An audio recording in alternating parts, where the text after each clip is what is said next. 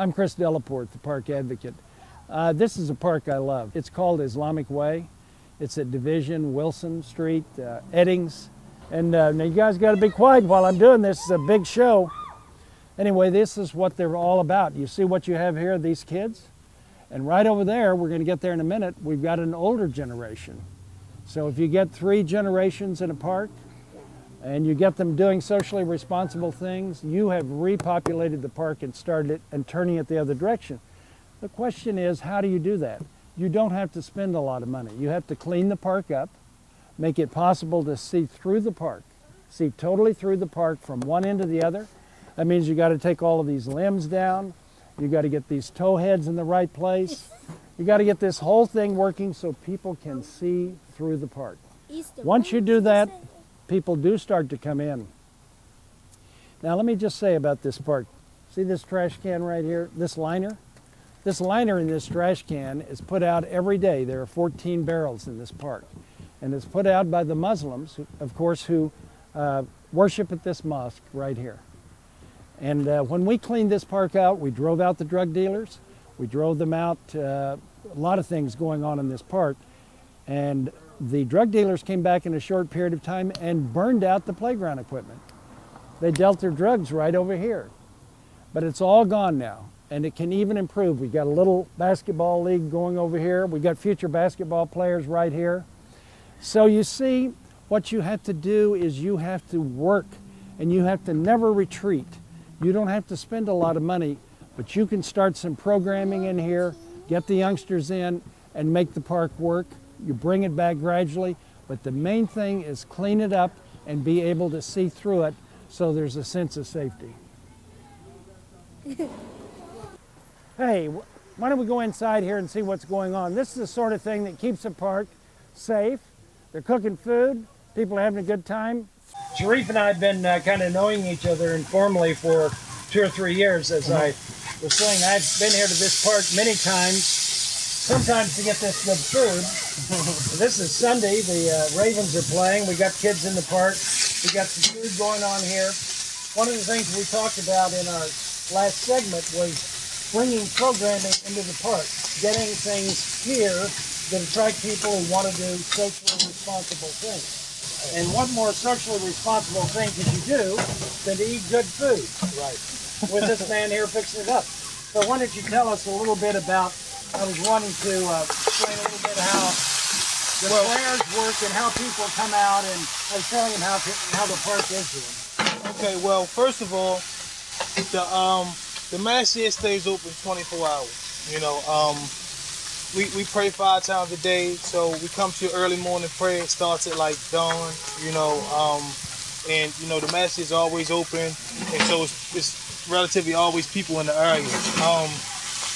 We pray, you know, like midday, right after the sunset, when sun go down, and in the evening.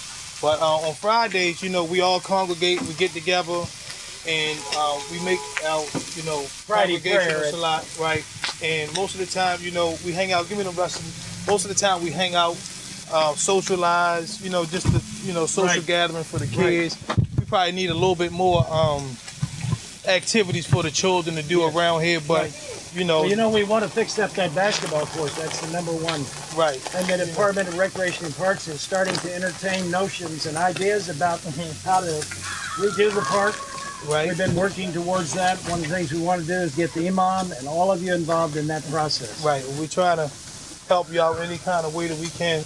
Crime has gone down in the area a lot. Big. You know. Remember when we trimmed up these trees? Yes. Remember how we drove those drug dealers right out of here where the shoes were? Yep. And in place of those shoes today, we've got this man here, and we've got these kids here.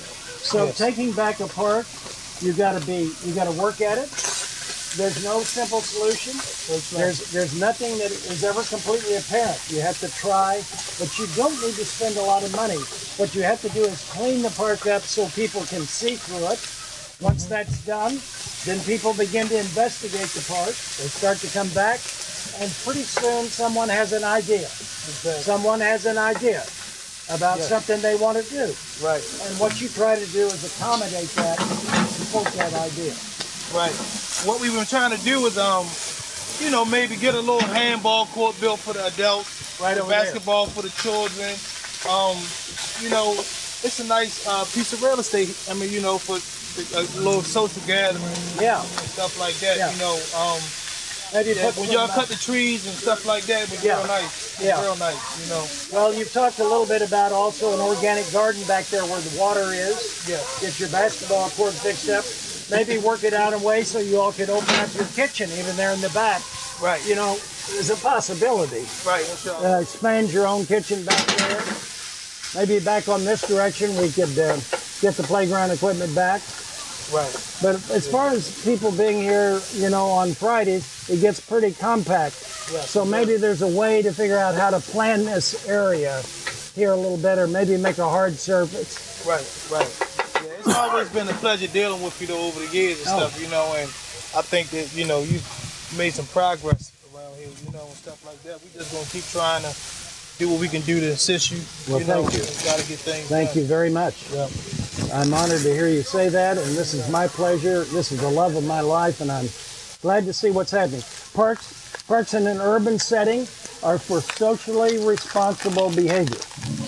And the kids are playing out here. We can see that in a minute. So people eating, 3 generations in the park, people having fun, taking care of the kids, their babies, watching out for each other. That's what makes the park work. Now tell us about the park, how you come here, how the Muslims operate it, and that sort of thing. Okay, I frequent this park a lot less than I probably should, but I play basketball a lot, you know. And there's a group of people 50 and older that have a league here. So you got the kids league and you got the 50 and older. Right, exactly. That's the best. Exactly. So we come here, and my first occasion here, we were very concerned that, you know, we were non-Muslims and we were using the park. Right. And the guys came out and said, we welcome that, you know, we invite that, we implore you to come. That's know? good. Did you hear that? That's great. And I was really, really encouraged by that. So that caused me to talk to some other people about it. So they really help the safety factor here, don't they? No question. And they, you know, they do this every day. Yeah. I see the guys coming out and doing that. Change the liners. That means that the bee stings are lessened. You know, Well, I'll tell you something. Historically, in the black community, the Muslim religion has always had respect. Yes. I don't really understand what the gentrification of that is, but even when I was a little kid, when I would see, it was the so-called black Muslims then. Yeah. I would see guys who were addicts, you know, who had been addicts formerly, cleaned up, suits on. Absolutely. You know, and you can't argue against reality. No. When I would see a guy, you know, looking like a thief and everything, you know, looking like a junkie and everything one day, and almost literally the next day transformed into a new man. Yeah. That was very impressive to me, you know. So I think that's one of the reasons why they got respect. It has an attractiveness to especially young black men, because it has a passive image. Yeah. The temple or the mosque, you know, you see the guys standing outside, and you see them protecting the women, you know, looking out for them coming in. And the children. So that has, and the children behave. It's attractive to me, you know, being a male. It was very, you know, that masculine factor, you know. So I understand. In fact, I wrote a paper in school about the young black males and Islam, you know, and why it's so attractive to them. You know, well, no, but you live I just around took some here, time don't you? to look at it. You live close by? Yeah.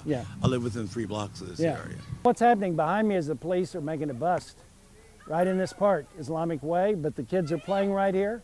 This is really the city, isn't it? I mean, this is what happens in the city. There's the police, there's the kids, there's the food back over there. Everyone's trying to have a good time. Nonetheless, antisocial behavior creeps into the scene. But it's going to be all right. These people are taking back their park. The Muslims are very much in charge, helping this place stay clean, and we want to take care of this basketball court, maybe put it in a little organic garden back there. More and more people come into this park, and the next thing you know, these kids will be teenagers, and they'll be looking after this park on their own accord.